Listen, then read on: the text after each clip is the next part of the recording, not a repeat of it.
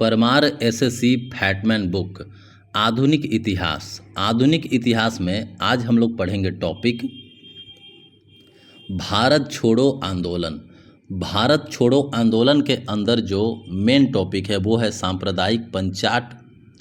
दूसरा फिर भारत शासन अधिनियम 1935। तीसरा है कांग्रेस अधिवेशन के बारे में कुछ पढ़ेंगे। अगस्त प्रस्ताव जो 1940 में आया था उसके बारे में। क्रिप्स मिशन जो 1942 में हुआ था उसके बारे में। भारत छोड़ो आंदोलन जो 1942 में हुआ था उसके बारे में। भारतीय राष्ट्रीय सेना का जो गठन हुआ था उसके बारे में। कैबिनेट मिशन योजना जो आया था उसके बारे में। और माउंट बेटन योजना जो आया था उसके बारे में। तो चलिए शुरू करते हैं भारत छोड़ो आंदोलन। तो ये है भारत छोड़ो आंदोलन। इसमें सबसे पहले पढ़ेंगे सांप्रदायिक पंचाट के बारे में। सांप्रदायिक पंचाट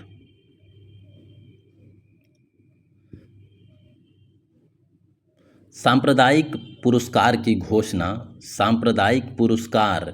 घोषणा ब्रिटिश प्रधानमंत्री रैमजे मैकडोनाल्ड ने 16 अगस्त 1932 ईस्वी को की थी। इसे मैकडोनाल्ड पुरस्कार के नाम से भी जाना जाता है।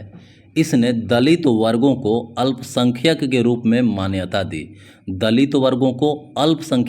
मान्यता दी तथा उन्हें मुस्लिम, सिख, ईसाई, यूरोपीय और मराठों जैसे कुछ अन्य समुदायों के साथ पृथक निर्वाचक मंडल प्रदान किया गया।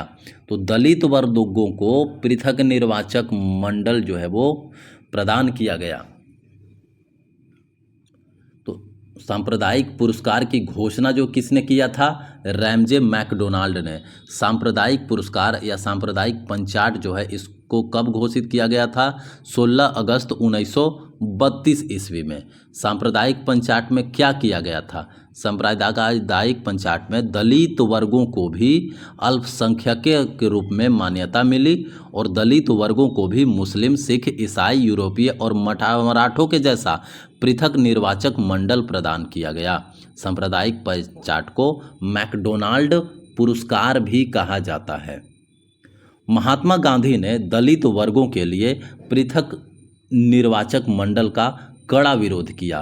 पृथक निर्वाचक मंडल जो दलित वर्गों को मिला था इसका कड़ा विरोध किया महात्मा गांधी ने, क्योंकि उन्होंने इसे हिंदू एकता के लिए खतरा बताया।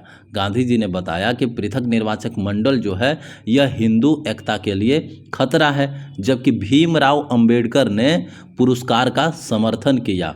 दलितों को जो पृथक निर्वाचक मंडल दिया गया इसका सपोर्ट किया भीमराव अंबेडकर ने, क्योंकि इसने राजनीतिक प्रतिनिधित्व सुनिश्चित किया और दलितों के अधिकार को रक्षा की।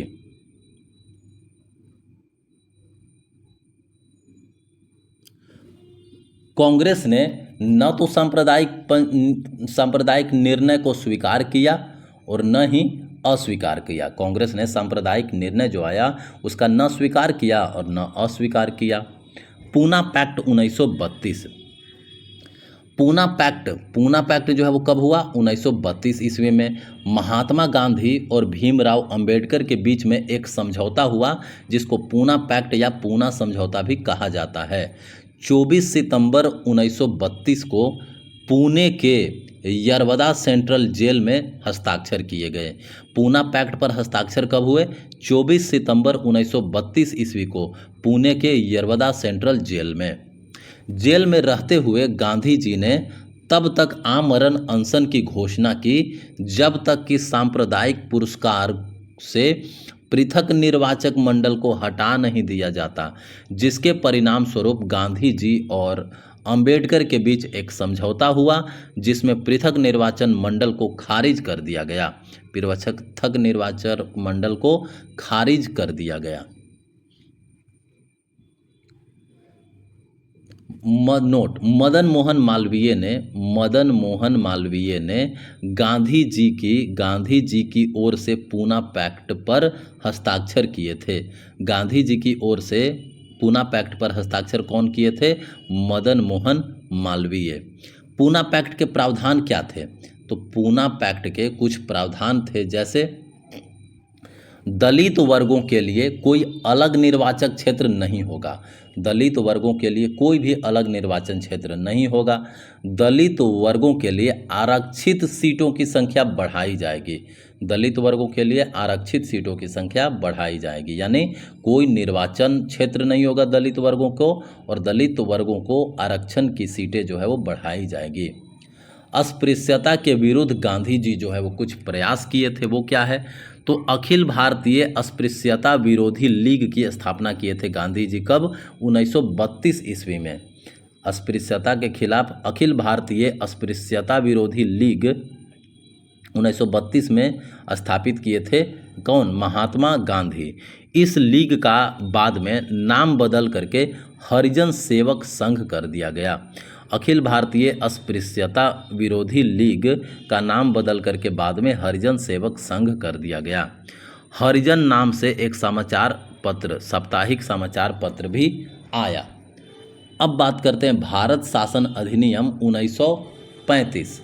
भारत शासन अधिनियम 1935 की बात करें तो 1937 में चुनाव हुए। इसी के तहत 1937 में चुनाव हुए।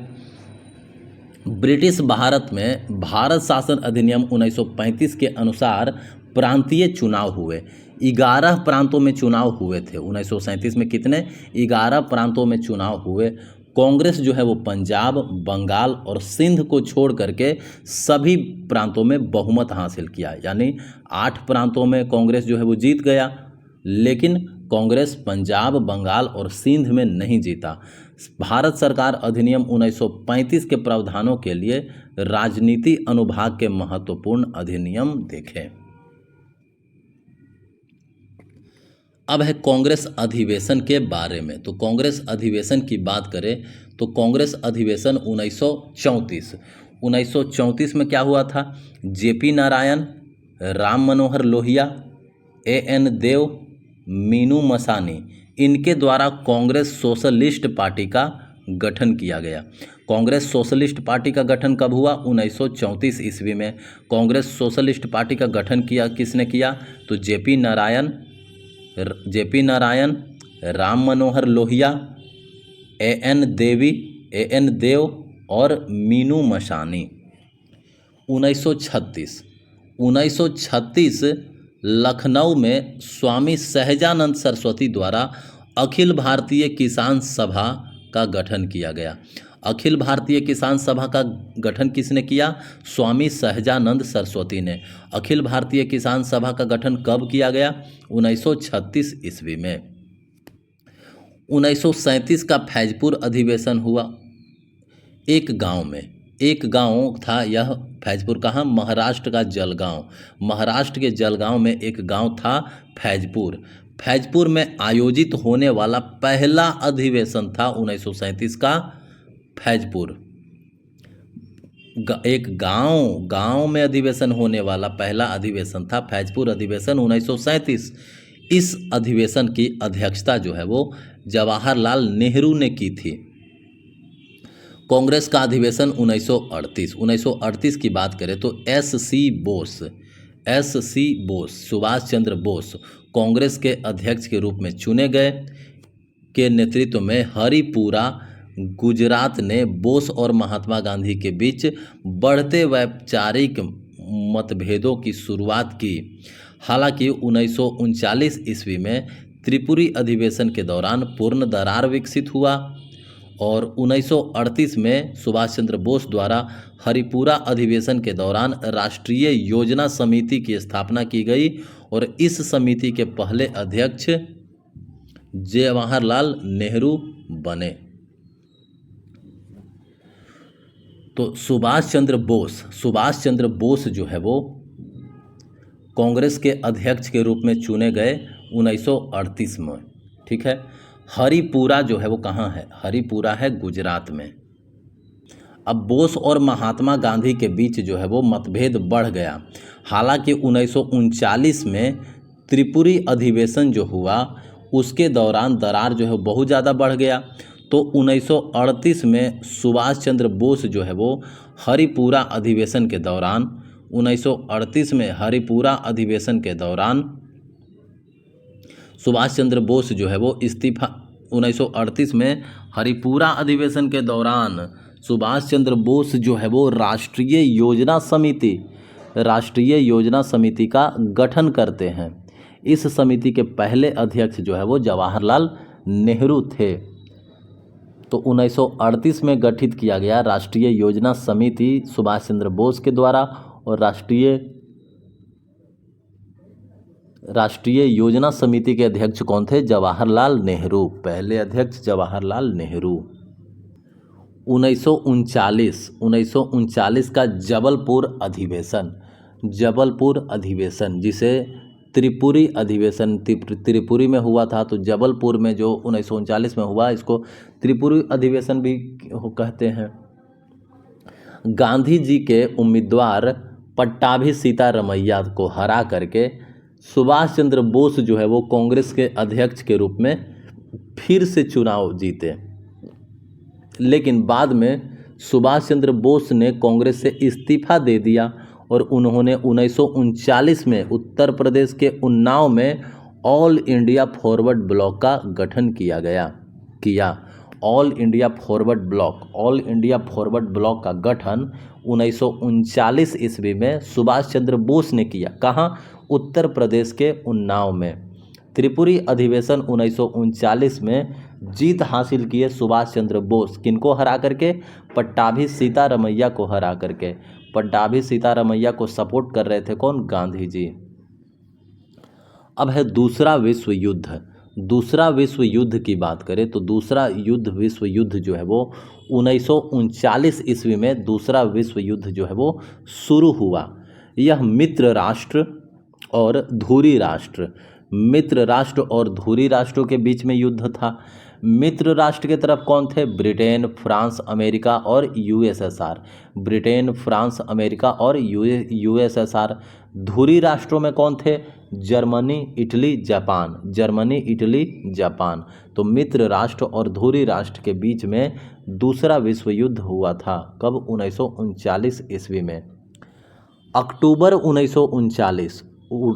1939 में भारतीय नेताओं से परामर्श किए बिना भारत को द्वितीय विश्व युद्ध में शामिल कर दिया गया। ब्रिटेन के इस फैसले के खिलाफ विरोध जताने के लिए कांग्रेस ने सभी प्रांतीय मंत्रालय से इस्तीफा दे दिया। इस्तीफा देने के बाद कांग्रेस ने द्वितीय विश्व युद्ध में भारत की भागीदारी के बारे में वायसराय लॉर्ड लिनलिथगो को प्रस्ताव दिया और क्या मांग किया?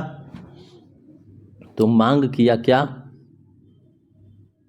तो भारतीय लोगों को मांग किया कि भारतीय लोगों के लिए संविधान का प्रारूप तैयार करने के लिए संविधान सभा की स्थापना की मांग की। प्रांतीय और केंद्रीय दोनों स्तरों पर पूरी तरह उत्तरदायी सरकार की स्थापना की मांग की। तो दूसरे विश्व युद्ध में समर्थन देने के लिए दो मांग की गई। पहला मांग क्या किया गया कांग्रेस के द्वारा? तो भारतीय लोगों के लिए संविधान का प्रारूप तैयार करने के लिए संविधान सभा का गठन किया जाए। संविधान सभा का कब मांग किया? और दूसरा उत्तरदायी सरकार की स्थापना करने के लिए मांग किया। हिटलर की आत्मकथा क्या है? तो हिटलर का आत्मकथा का नाम है मेरा संघर्ष यानी मीन कैंप। मेरा संघर्ष यानी मीन कैंप जो है वो हिटलर का आत्मकथा है। अब है अगस्त प्रस्ताव 1940। अगस्त प्रस्ताव जो है वो कब आया था? 1940 में। तो अगस्त प्रस्ताव के बारे में पढ़ेंगे। 1940 ईस्वी में द्वितीय विश्व युद्ध जो है वो भारत का सहयोग प्राप्त करने के लिए ब्रिटिश प्रधानमंत्री विंस्टन चर्चिल के निर्देशन में लॉर्ड लिनलिथगो द्वारा अगस्त प्रस्ताव जो है वो भेजा गया। अगस्त प्रस्ताव भेजा गया किसके द्वारा? लॉर्ड लिनलिथगो के द्वारा विंस्टन चर्चिल के निर्देशन में। ठीक है। और इसमें प्रमुख प्रावधान क्या क्या थे? तो प्रावधान क्या क्या थे? तो ब्रिटिश सरकार ने भारत को डोमिनियन स्टेटस देने का वादा किया। दूसरा, भारतीय जो है वो अपनी संविधान सभा खुद बना सकते हैं जिसमें अंग्रेजों की तुलना में अधिक भारतीय प्रतिनिधि शामिल होंगे। फिर संविधान सभा की भी बात कही गई, जिसमें अंग्रेजों की तुलना में भारतीय लोग जो है वो ज़्यादा शामिल हो गए। एक सलाहकार युद्ध परिषद की स्थापना की जानी थी। एक सलाहकार युद्ध परिषद की स्थापना की जानी थी। हालांकि इन प्रावधानों को कांग्रेस ने अस्वीकार कर दिया। कांग्रेस ने अस्वीकार कर दिया क्योंकि कांग्रेस ने पूर्ण स्वराज को अपना लक्ष्य घोषित किया था।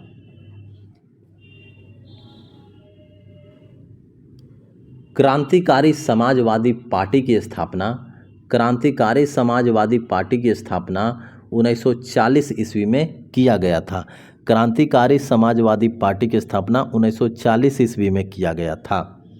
व्यक्तिगत सत्याग्रह जो है वो कब आया? 1940 में। व्यक्तिगत सत्याग्रह हुआ 1940 में। अगस्त प्रस्ताव की विफलता के बाद 1940 ईस्वी में महात्मा गांधी के नेतृत्व में कांग्रेस ने व्यक्तिगत सत्याग्रह जो है वो शुरू करने का फैसला लिया, जिसमें विनोबा भावे को प्रथम सत्याग्रही बनाया गया, जवाहरलाल नेहरू को दूसरा सत्याग्रही बनाया गया और ब्रह्मदत्त को तीसरा सत्याग्रही नामित किया गया। तो अगस्त प्रस्ताव के विफलता के बाद 1940 ईस्वी में महात्मा गांधी के नेतृत्व में कांग्रेस ने व्यक्तिगत सत्याग्रह शुरू किया। ठीक है। पहले सत्याग्रही कौन बने? विनोबा भावे। दूसरे सत्याग्रही जवाहरलाल नेहरू। तीसरे सत्याग्रही कौन बने? ब्रह्मदत्त। अब है क्रिप्स मिशन 1942। क्रिप्स मिशन 1942 की बात करें तो 1942 में स्टैफोर्ड क्रिप्स को संवैधानिक सुधारों के साथ भारत भेजा गया। स्टैफोर्ड क्रिप्स को भारत भेजा गया। अब ये क्रिप्स मिशन में प्रस्ताव क्या क्या थे? तो प्रस्ताव क्या थे क्रिप्स मिशन के? तो देश के लिए एक नया संविधान बनाने के लिए संविधान सभा का गठन किया जाएगा। इसमें कहा गया कि संविधान सभा का गठन किया जाएगा। इस सभा में प्रांतीय विधान सभाओं द्वारा चुने गए सदस्य होंगे और रियासतों द्वारा मनोनीत भी किए जाएंगे। तो इस संविधान सभा का जो गठन होगा, इसमें प्रांतीय विधान सभा जो है उससे सदस्य चुने जाएंगे और जो रियासत सदस्य जो है वो मनोनीत किए जाएंगे। भारत को डोमिनियन स्टेटस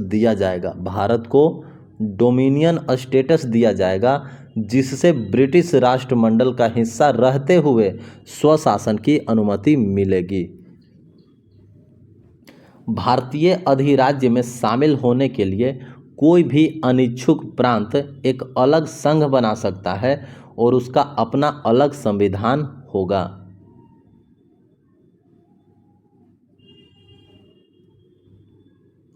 सत्ता का हस्तांतरण और अल्पसंख्यकों के अधिकारों की रक्षा की जाएगी। सत्ता का हस्तांतरण और अल्पसंख्यकों के अधिकारों की रक्षा की जाएगी।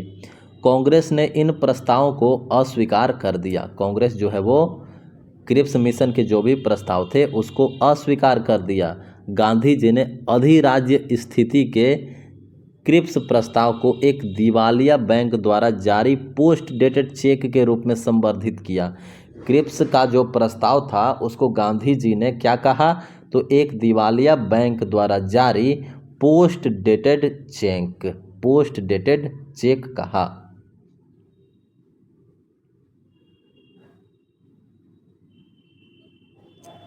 अब जाकर के आता है भारत छोड़ो आंदोलन। भारत छोड़ो आंदोलन जो है वो जुलाई 1942 ईस्वी में हुआ। कांग्रेस कार्य समिति की बैठक हुई कहाँ? महाराष्ट्र के वर्धा में, जहां भारत छोड़ो प्रस्ताव जो है वो पारित किया गया। महाराष्ट्र के वर्धा में कांग्रेस का बैठक हुआ। ठीक है, जुलाई 1942 ईस्वी में, जहां भारत छोड़ो प्रस्ताव जो है वो पारित किया गया। क्या प्रस्ताव पारित हुआ? इसे ग्वालिया टैंक बॉम्बे में अनुमोदित किया गया। भारत छोड़ो जो है वो प्रस्ताव अनुमोदित कहाँ हुआ? बॉम्बे के ग्वालिया टैंक में। भारत छोड़ो प्रस्ताव जो था वह प्रस्ताव पारित किया गया था महाराष्ट्र के वर्धा में और अनुमोदित किया गया था बॉम्बे के ग्वालिया टैंक मैदान में। भारत छोड़ो आंदोलन। भारत छोड़ो आंदोलन 8 अगस्त 1942 ईस्वी को 8 अगस्त 1942 ईस्वी को महात्मा गांधी ने क्रिप्स मिशन के विफलता के जवाब में भारत छोड़ो आंदोलन, जिसे अगस्त क्रांति के रूप में भी जाना जाता है, इसको शुरू किया, जिसे शुरू में जवाहरलाल नेहरू और हिंदू महासभा ने समर्थन नहीं दिया। जवाहरलाल नेहरू और हिंदू महासभा ने भारत छोड़ो आंदोलन का समर्थन नहीं दिया। करो या मरो, करो या मरो का नारा महात्मा गांधी द्वारा मुंबई के ग्वालियर टैंक मैदान में महात्मा गांधी के द्वारा करो या मरो नारा जो है वो अगस्त क्रांति मैदान में दिए गए भाषण के दौरान दिया गया था। यह नारा भारतीयों को ब्रिटिश शासन से स्वतंत्रता के लिए लड़ने का आह्वान था। पहले ही दिन सभी नेताओं को गिरफ्तार कर लिया गया और इसलिए यह आंदोलन जो है वो नेतृत्वहीन आंदोलन था। अरुणा आसफ अली ने कांग्रेस कार्य समिति की अध्यक्षता अरुणा आसफ अली ने की।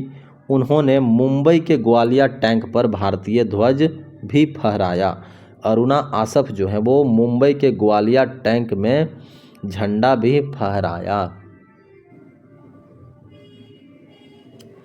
गांधी जी द्वारा की गई कुछ विशेष अपील है जो कि आंदोलन के दौरान किया गया था। सरकारी कर्मचारियों को गांधी जी ने सलाह दी कि वे अपने पदों से इस्तीफा न दें, बल्कि उनसे कांग्रेस के प्रति वफादार रहने और ब्रिटिश नीतियों के खिलाफ सूक्ष्म रूप से काम करने का आग्रह किया। गांधी जी बोले कि जो भी सरकारी कर्मचारी हैं वो इस्तीफा न दें, क्या करें तो कांग्रेस के प्रति वफादार रहें और ब्रिटिश नीतियों के खिलाफ सूक्ष्म रूप से काम करें। सैनिकों को निर्देश दिया क्या कि वे अपने कर्तव्यों से इस्तीफा न दें। सैनिकों को भी निर्देश दिया कि वे अपने कर्तव्यों से इस्तीफा न दें, लेकिन सभी देशवासियों पर गोली चलाने के आदेशों को अस्वीकार करें। देशवासियों पर गोली जब चलाया जाने के लिए बात आए तो उसको अस्वीकार करें। गांधी जी ने किसानों से भी अपील की। गांधी जी ने किसानों से क्या अपील की कि अगर जमींदार ब्रिटिश सरकार के प्रति वफादार है तो वे लगान का भुगतान न करें। उन्होंने रियासतों में रहने वाले लोगों को अपने शासक का समर्थन करने के लिए प्रोत्साहित किया। रियासतों में जो लोग रहते थे उनको अपने शासक का समर्थन करने के लिए प्रोत्साहित किया। अगर शासक ब्रिटिश विरोधी था, अगर शासक ब्रिटिश समर्थक था तो गांधी जी ने उन्हें शांतिपूर्वक सरकार का विरोध करने की सलाह दी। तो गांधी जी ने कर्मचारियों को क्या सलाह दी? गांधी जी ने कर्मचारियों को सलाह दी कि आप नौकरी न छोड़ें, सूक्ष्म रूप से मदद करें और कांग्रेस के प्रति वफादार रहें। सैनिकों को क्या बोला कि आप भी नौकरी ना छोड़ें, सैनिक जो है वो देशवासियों पर गोली न चलाएं। गांधी जो है वो किसानों से क्या बोले? वो बोले कि जमींदारों को लगान भुगतान न करें। रियासतों को क्या बोले कि अगर आपका शासक जो है वो ब्रिटिश का विरोधी है तो आप शासक का समर्थन करें। अगर आपका शासक जो है ब्रिटिश का विरोधी नहीं समर्थक है तो शांतिपूर्ण सरकार का विरोध की सलाह दी। अब है शहीद के बारे में। शहीद की बात करें तो कुशल कुंवर स्वतंत्रता संग्राम के भारत छोड़ो आंदोलन के एकमात्र शहीद थे। भारत छोड़ो आंदोलन के समय एकमात्र शहीद कौन थे? कुशल कुंवर। कुशल कुंवर जो है वो भारतीय छोड़ो आंदोलन के समय एकमात्र शहीद हुए थे। कनकलता बरुआ को भारत छोड़ो आंदोलन के दौरान एक जुलूस का नेतृत्व करते समय ब्रिटिश सेना ने गोली मार करके हत्या कर दिया था। कनकलता बरुआ को गोली मार करके हत्या कर दिया था ब्रिटिश सेना, क्योंकि कनकलता जो है वो भारत छोड़ो आंदोलन के दौरान एक जुलूस का नेतृत्व कर रहे थे। और कुछ है भूमिगत गतिविधियाँ। भूमिगत गतिविधियां की बात करें तो उषा मेहता जो है वो बम्बई में भूमिगत रेडियो शुरू किया। भूमिगत रेडियो शुरू किया कौन? उषा मेहता। कहाँ? बम्बई में। भारतीयों से भारत छोड़ो आंदोलन में शामिल होने की अपील की। अब है समानांतर सरकार। समानांतर सरकार की बात करें तो समानांतर सरकार की स्थापना किया गया बलिया में। बलिया में किसने किया? चिंतू पांडे में। समानांतर सरकार की स्थापना बलिया में किया चीतू पांडन ने। समानांतर सरकार की स्थापना तमलुक में किया गया जातीय सरकार के द्वारा, जातीय सरकार के रूप में। और सतारा में किया गया प्रति सरकार के रूप में। प्रति सरकार जो है वो वाई.बी. चौहान और नाना पाटिल ने स्थापित किया। तो चिंतू पांडे ने समानांतर सरकार स्थापित किया बलिया में, जातीय सरकार की स्थापना की गई तमलुक में, और प्रति सरकार की स्थापना की गई सतारा में। वाई.बी. चौहान और नाना पाटिल ने प्रति सरकार की स्थापना की। मार्च 1943 में मुस्लिम लीग द्वारा पाकिस्तान दिवस मनाया गया। मार्च 1943 ईस्वी में 23 मार्च 1943 ईस्वी में मुस्लिम लीग द्वारा पाकिस्तान दिवस मनाया गया। मुस्लिम लीग द्वारा पाकिस्तान दिवस मनाया गया 23 मार्च 1943 को। पाकिस्तान शब्द यह 1933 ईस्वी में रहमत अली द्वारा दिया गया था। पाकिस्तान शब्द जो है वो 1933 ईस्वी में रहमत अली द्वारा दिया गया था। अब है लाहौर प्रस्ताव। लाहौर प्रस्ताव क्या है?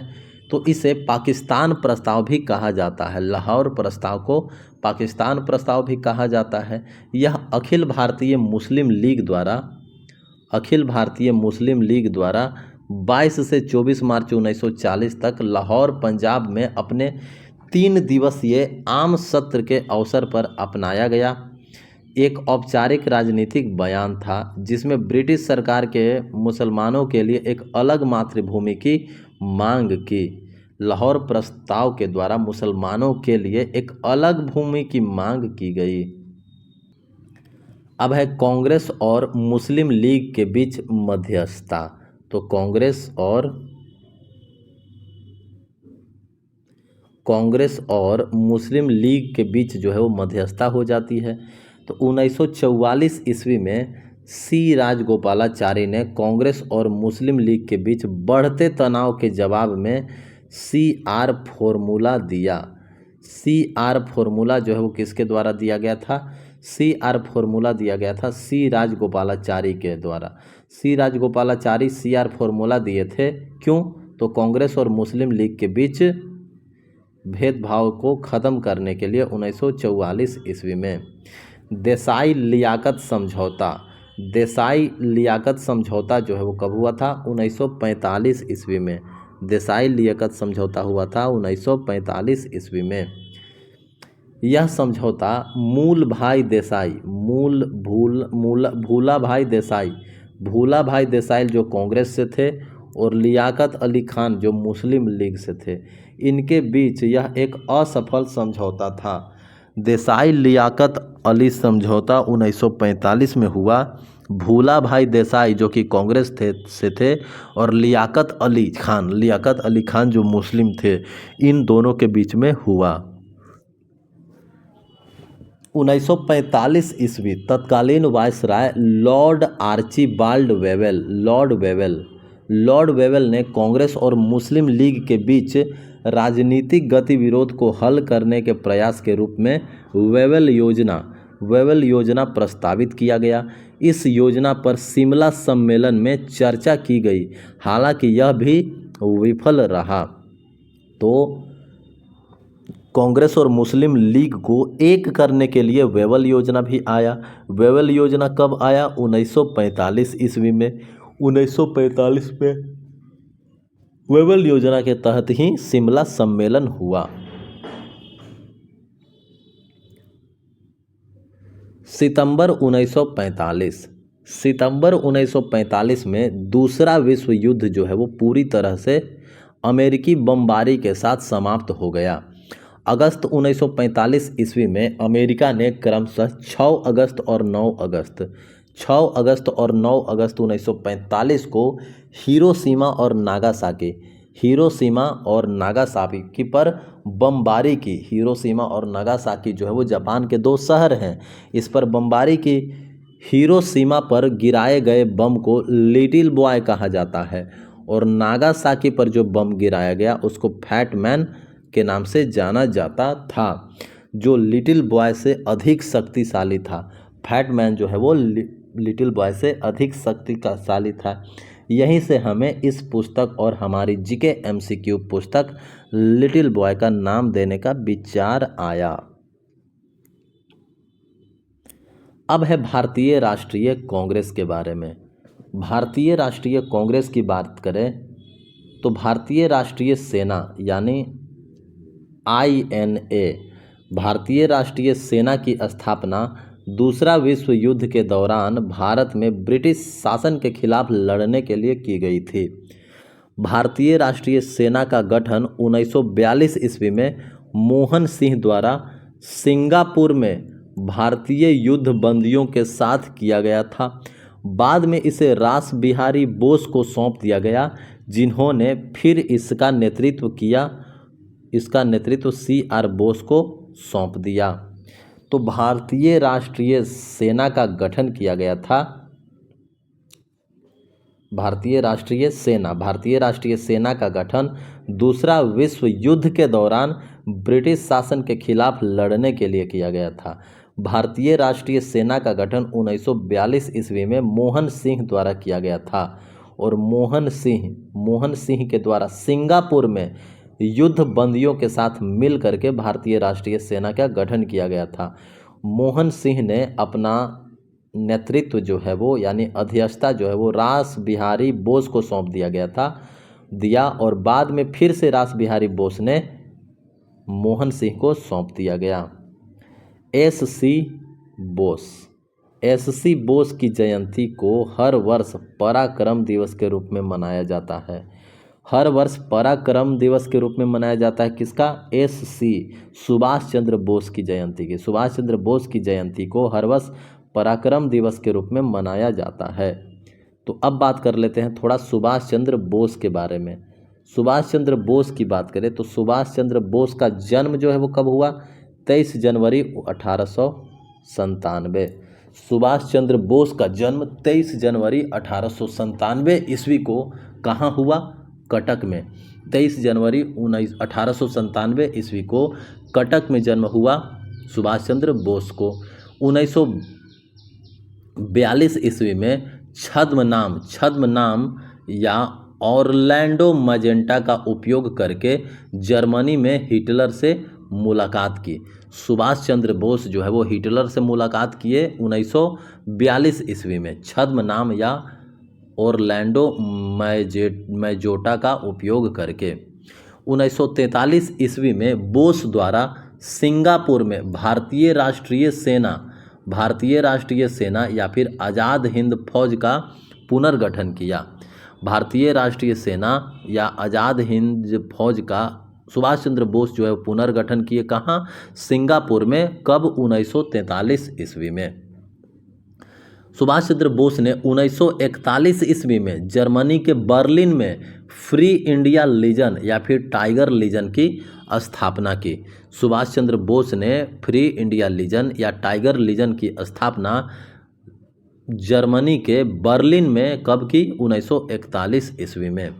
सुभाष चंद्र बोस ने कैप्टन लक्ष्मी स्वामीनाथन के नेतृत्व में रानी लक्ष्मीबाई के नाम पर एक महिला रेजिमेंट का गठन किया।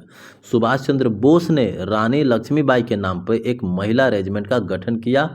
किसके नेतृत्व में? कैप्टन लक्ष्मी स्वामीनाथन के नेतृत्व में। 15 अगस्त को जापान ने मित्र राष्ट्रों के सामने आत्मसमर्पण कर दिया, जिससे दूसरा विश्व युद्ध जो है वो समाप्त हो गया। 15 अगस्त को जापान ने मित्र राष्ट्रों के सामने आत्मसमर्पण कर दिया, जिससे 15 अगस्त का युद्ध जो है वो दूसरा विश्व युद्ध जो है वो समाप्त हो गया। सुभाष चंद्र बोस की मृत्यु 18 अगस्त को एक विमान दुर्घटना में हुई। सुभाष चंद्र बोस की मृत्यु जो है वो कब हुई? 18 अगस्त को एक विमान दुर्घटना में हुई। गांधी जी ने सुभाष चंद्र बोस को देशभक्तों का देशभक्त कहा। देशभक्तों का देशभक्त कहा गया सुभाष चंद्र बोस को किनके द्वारा? गांधी जी के द्वारा। 1944 ईस्वी में सुभाष चंद्र बोस ने सिंगापुर रेडियो के माध्यम से गांधी जी को राष्ट्रपिता की उपाधि दी। सुभाष चंद्र बोस ने गांधी जी को राष्ट्रपिता कहा सिंगापुर रेडियो के माध्यम से। कब? 1944 ईस्वी में। भारतीय संघर्ष 1920 से 1942 सुभाष चंद्र बोस द्वारा लिखित है। भारतीय संघर्ष 1920 से 1942 एक किताब है जिसको सुभाष चंद्र बोस ने लिखा है। सुभाष चंद्र बोस ने कुछ नारे दिए जैसे दिल्ली चलो। सुभाष चंद्र बोस ने नारे दिए जैसे दिल्ली चलो, तुम मुझे खून दो मैं तुझे आज़ादी दूंगा, मैं तुम्हें आज़ादी दूंगा, और जय हिंद। जय हिंद नारा जो है सुभाष चंद्र बोस द्वारा दिया गया है। तुम मुझे खून दो मैं तुम्हें आज़ादी दूंगा, ये नारा भी सुभाष चंद्र बोस द्वारा दिया गया है। दिल्ली चलो भी नारा सुभाष चंद्र बोस के द्वारा दिया गया है। INA परीक्षण। INA परीक्षण क्या है? INA परीक्षण भारतीय राष्ट्रीय सेना परीक्षण, जिसे INA परीक्षण और लाल किला परीक्षण के रूप में भी जाना जाता है। यह परीक्षण नवंबर 1945 और मई 1946 के बीच भारतीय राष्ट्रीय सेना के कई अधिकारियों के खिलाफ कोर्ट मार्शल द्वारा किया गया ब्रिटिश भारतीय परिरक्षण था। प्रथम INA मुकदमा जो है वो 1945 ईस्वी में लाल किले में प्रेम कुमार सहगल, शाहनवाज खान और गुरबख्श सिंह ढिल्लों के विरुद्ध चलाया गया था। INA का प्रथम मुकदमा जो है 1945 ईस्वी में लाल किले में चलाया गया। किसके विरुद्ध? तो प्रेम कुमार सहगल, शाहनवाज खान और गुरबख्श सिंह ढिल्लों के विरुद्ध में। कांग्रेस इन INA सैनिकों के बचाव में आगे आई और एक समिति गठित की जिसमें जवाहरलाल नेहरू, भूला भाई देसाई, आसफ अली, तेज बहादुर सप्रू, कैलाश नाथ काटजू और अन्य शामिल थे। कांग्रेस जो है वो INA सैनिकों के बचाव में आगे आई और एक समिति गठन किया जिसके सदस्य थे जवाहरलाल नेहरू, भूला भाई देसाई, आसफ अली, तेज बहादुर सप्रू और कैलाश नाथ काटजू। 14 फरवरी 1946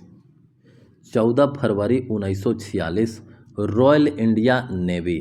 14 फरवरी 1946 रॉयल इंडिया नेवी यानी RIN के शीर्ष अधिकारियों सबसे निचले रैंक के नाविक शीर्ष अधिकारियों ने भेदभाव और खराब परिस्थितियों के कारण ब्रिटिश के खिलाफ विद्रोह किया और इसके कारण ऐतिहासिक रॉयल इंडियन नेवी विद्रोह हुआ। इसी के कारण रॉयल इंडियन नेवी विद्रोह हुआ। यह घटना जो है वो HMIS तलवार बॉम्बे में एक तटीय प्रतिष्ठान था, उसमें खराब कामकाजी परिस्थिति के खिलाफ शुरू हुआ। खराब कामकाजी परिस्थिति कैसे क्या था? तो जैसे कम वेतन, खराब भोजन की गुणवत्ता, ये सब। तो रॉयल इंडियन नेवी विद्रोह जो है वो कब हुआ था? 14 फरवरी 1946 ईस्वी को रॉयल इंडियन नेवी का विद्रोह हुआ था 14 फरवरी 1946 ईस्वी को। अब है कैबिनेट मिशन योजना। कैबिनेट मिशन योजना की बात करें तो 1945 ईस्वी में ब्रिटेन में चुनाव हुए जहां क्लीमेंट एटली के नेतृत्व में लेबर पार्टी जो है वो सरकार बनाई। 1945 ईस्वी में ब्रिटेन में चुनाव हुआ जहां क्लीमेंट एटली के नेतृत्व में लेबर पार्टी ने सरकार बनाई। मार्च 1946 में क्लेमेंट एटली ने कैबिनेट मिशन नामक एक प्रतिनिधि मंडल भारत भेजा जिसमें शामिल कौन कौन थे? तो कैबिनेट मिशन मंडल प्रतिनिधि जो है वो किसने भेजा था? क्लेमेंट एटली ने। उसमें शामिल कौन कौन थे? तो lord Pethick Lawrence, sir Stafford Cripps और AB Alexander. Lord Pethick Lawrence जो थे वो क्या थे? अध्यक्ष थे। सर स्टैफर्ड क्रिप्स और एबी अलेक्जेंडर जो है वो सदस्य थे। तो यह 3 स्तरीय संघीय योजना का प्रस्ताव रखा। कैबिनेट मिशन ने 3 स्तरीय संघीय योजना का प्रस्ताव रखा। अब कैबिनेट मिशन योजना के प्रावधान क्या क्या थे? तो कैबिनेट मिशन योजना जो था उसके प्रावधान क्या क्या थे? तो इस योजना में एक संयुक्त भारत का प्रस्ताव रखा गया। संयुक्त भारत का प्रस्ताव रखा गया था जिसमें अलग पाकिस्तान की मांग को खारिज कर दिया गया था। पाकिस्तान की मांग को खारिज कर दिया गया था कैबिनेट मिशन योजना में। कैबिनेट मिशन योजना ने ब्रिटिश भारत के लिए 3 स्तरीय प्रशासनिक संरचना और मध्य स्तर पर 3 स्तरीय प्रशासनिक संरचना का प्रस्ताव दिया, जिसमें शीर्ष स्तर पर केंद्रीय संघीय केंद्र, निचले स्तर पर व्यक्तिगत प्रांत और मध्य स्तर पर प्रांतों के समूह की बात कही गई। प्रांतों को 3 समूहों में विभाजित किया गया। समूह ए, समूह बी, समूह सी। हिंदू बहुल प्रांत, मुस्लिम बहुल प्रांत और बंगाल और असम। हिंदू बहुल प्रांत कौन कौन से थे? जैसे मद्रास, बॉम्बे, यूपी, बिहार, उड़ीसा और मध्य प्रांत। मुस्लिम बहुल प्रांत थे जैसे पंजाब, NWFP, सिंधु और बलूचिस्तान। और समूह सी में थे बंगाल और असम। बंगाल और असम।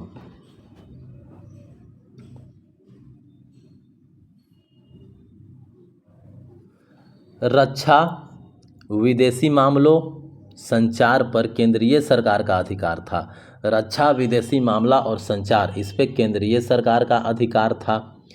प्रांतों को पूर्ण स्वायत्तता और अवशिष्ट शक्तियां होगी। प्रांतों को पूर्ण स्वायत्तता दी गई और उनके पास अवशिष्ट शक्तियां जो है वो होंगी। रियासतें जो है वो अपनी स्थिति पर बातचीत करने के लिए स्वतंत्र होंगी, या तो वे ब्रिटिशों या उत्तराधिकारी सरकारों के साथ शामिल हो सकती है। संविधान सभा का एक नया संविधान तैयार करेगी। संविधान सभा जो है एक नया संविधान तैयार करेगी। सदस्यों का चुनाव जो है वो प्रांतीय विधान सभाओं द्वारा किया जाएगा। संविधान बनाने के लिए संविधान सभा में सदस्यों का चुनाव जो है वो कैसे किया जाएगा? तो प्रांतीय विधान सभाओं से। नया संविधान और सरकार बनाने तक अंतरिम सरकार जो है वो काम करेगी। जब तक संविधान बन नहीं जाता है और जब तक नया सरकार नहीं बन जाता है तब तक अंतरिम सरकार जो है वो काम करेगी।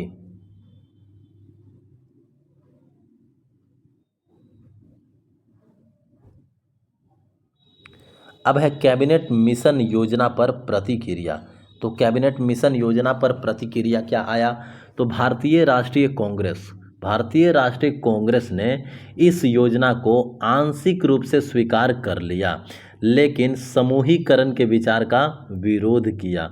समूहीकरण विचार का विरोध किया कौन? कांग्रेस ने, क्योंकि इसे विभाजन की ओर एक कदम माना जाता है। विभाजन की ओर एक कदम माना जाता है कैबिनेट मिशन योजना को। मुस्लिम लीग ने शुरू में योजना को स्वीकार कर लिया, हालांकि इसमें पाकिस्तान के लिए कोई अलग प्रावधान नहीं था।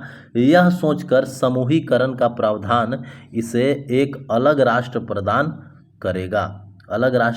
करेगा। लेकिन जब जिन्ना ने महसूस किया कि यह समूहीकरण जो है वो अनिवार्य नहीं है, तो उन्होंने प्रत्यक्ष कार्रवाई दिवस का आह्वान किया। प्रत्यक्ष कार्रवाई दिवस का आह्वान कौन किया था? जिन्ना ने।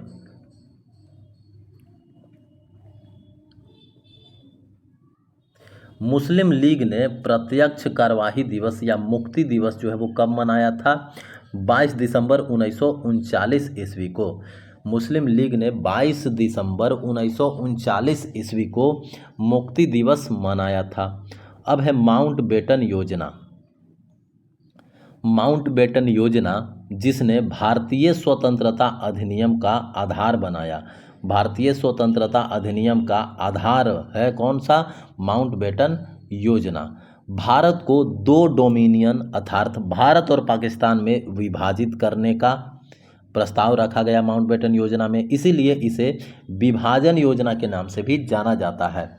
माउंटबेटन योजना को विभाजन योजना भी कहा जाता है। इस योजना के तहत रियासतों को भारत या पाकिस्तान में शामिल होने का स्वतंत्र रहने का विकल्प दिया गया। इस माउंटबेटन योजना के तहत रियासत जो है या तो भारत में या तो पाकिस्तान में शामिल हो सकते हैं, नहीं तो वो चाहे तो वो स्वतंत्र भी रह सकते हैं।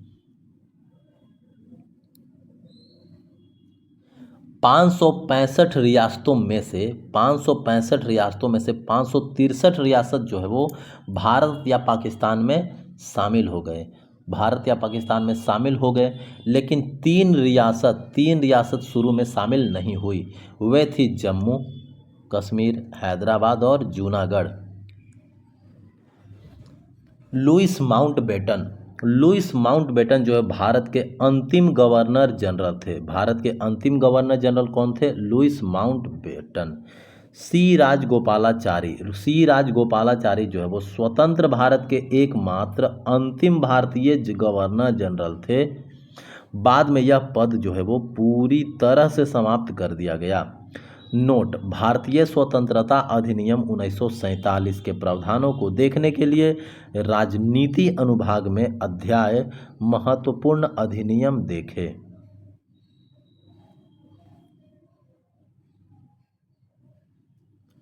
1971 में बांग्लादेश मुक्ति युद्ध के कारण पूर्वी पाकिस्तान जो है वो अब बांग्लादेश बन गया और पश्चिमी पाकिस्तान जो है वो अब पाकिस्तान से है। तो 1971 ईस्वी में बांग्लादेश मुक्ति युद्ध हुआ, उसी के कारण पूर्वी पाकिस्तान जो है वो पश्चिमी पाकिस्तान से अलग हो गया। पूर्वी पाकिस्तान अब बांग्लादेश के नाम से जाना जाता है और पाकिस्तान जो है वो अब मात्र पश्चिमी पाकिस्तान को कहा जाता है। यह युद्ध इंदिरा गांधी के कार्यकाल में हुआ था। बांग्लादेश मुक्ति युद्ध जो है वो इंदिरा गांधी के कार्यकाल में हुआ था। 1972 में इंदिरा गांधी जो है वो तत्कालीन प्रधानमंत्री थे और जुल्फिकार अली भुट्टो जो है वो पाकिस्तान के राष्ट्रपति थे। इन दोनों देशों के बीच शांति बहाल करने के लिए शिमला समझौता पर हस्ताक्षर किया गया था। भारत द्वारा सिंधु जल संधि को निलंबित करने के बाद पाकिस्तान ने बदले की कार्रवाई के तौर पर शिमला समझौता को निलंबित कर दिया।